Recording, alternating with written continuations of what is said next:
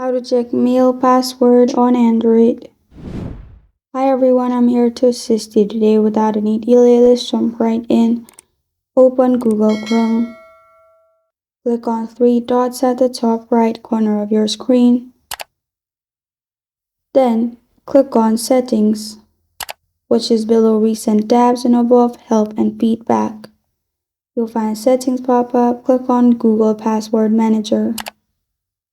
After you do that, you'll find your mail password in here. Simply click on your mail, verify it's you, and you'll be able to see your mail password on here.